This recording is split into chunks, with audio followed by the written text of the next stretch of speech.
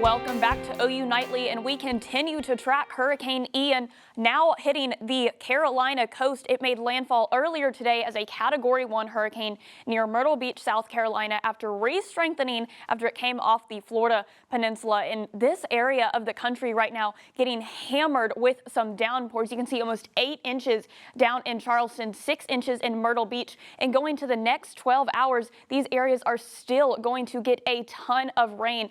Up to an additional 5 inches can fall in inland northern and southern Carolina. Definitely flooding is a huge impact. And what we saw down in Florida was storm surge was a huge thing. So to talk a little bit more about storm surge, I'm going to break it down for you. So as a storm is approaching the coastline, that is when your tide begins to fall back closer to the storm, which is when you see that low tide. But as that storm creeches closer to the shoreline, you can start seeing that water come on shore. The destruction does begin to start. And once the storm does come ashore and make official landfall, it's when all the waves start coming back onto shore, being pushed by the low pressure system and winds. This is when you see that devastating flooding begin inland. And this is what is very life-threatening. We saw in Florida up to 12 feet of storm surge in some areas, and I wouldn't be surprised if Hurricane Ian joins the very long list of retired name storms. You can see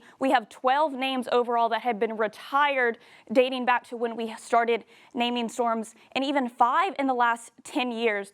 I myself grew up along the Houston coast impacted by Hurricane Ike, so I am feeling for these people in Florida and the Carolinas. Back here in Oklahoma, 82 degrees. Here in Norman, very warm, very dry. That is going to stay the case for the next few weeks. Dry conditions still across the state of Oklahoma, 96% of the state in a drought. And guys, it has been almost a month without measurable rainfall, and that's going to be the case for another few weeks. But if you find yourself in the Lone Star State, I forgot we're playing TCU this weekend. I'm cheering on the Sooners, but wearing purple. It's going to feel like fall in the tailgate time, but throughout the game, we are going to warm up into the 80s. And I guess you could say fall has arrived because we're no longer in the 90s. We're dripping down into the lower 80s, come 70s next week with lows back in the 50s. Guys, we're starting to get those cooler temperatures in the month of October.